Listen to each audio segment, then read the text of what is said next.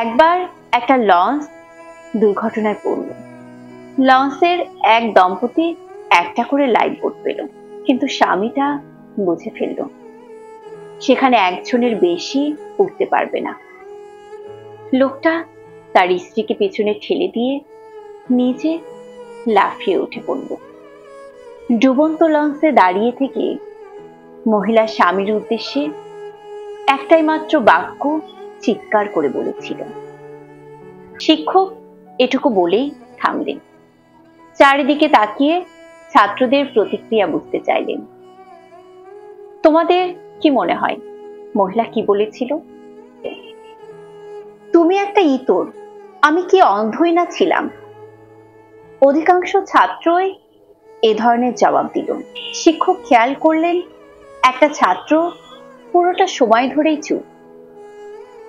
তার মতামত জানতে চাইলে সে বলল, স্যার, আমার বিশ্বাস মহিলাটি বলেছিল আমাদের বাচ্চাটার যত্ন নিও, ওকে দেখে রেখো।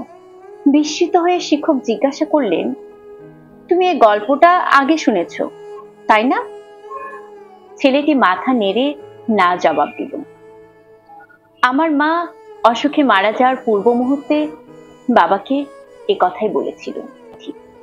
শিক্ষক একমত হলেন, তুমি ঠিক। শিক্ষক আবার বলা শুরু করলেন। লঞ্চটি ডুবে গেল। বাড়ি ফিরে লোকটা একাকী মেয়েকে যত্ন করে বড় করল। লোকটি মারা যাওয়ার কয়েক বছর পর তাদের কন্যা বাবার লেখা একটা ডায়েরি পেল। সেখানে সে আবিষ্কার করলো লঞ্চ যাত্রায় যাওয়ার পূর্বে মার একটা কঠিন অসুখ ধরা পড়েছিল। চরম মুহূর্তে তার বাবা তাই বাঁচার একমাত্র উপায়ের সদ্ব্যবহার করেছেন।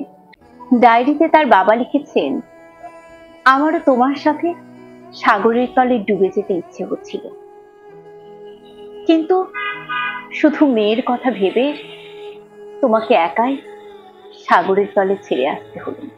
গল্প শেষ হলো। ক্লাস একদম চুপ। শিক্ষক বুঝলেন ছাত্ররা গল্পের শিক্ষাটা ধরতে পেরেছে। ভালো এবং মন্দ, পৃথিবীর সবকিছুর পেছনেই অনেক জটিলতা আছে, তা সব সময় বোঝা যায় না। আমাদের কখনোই শুধুমাত্র ওপরের তল দেখে যাচাই করা উচিত না। অন্যকে না বুঝে বিচার করে ফেলাটা বেশ বোকামি।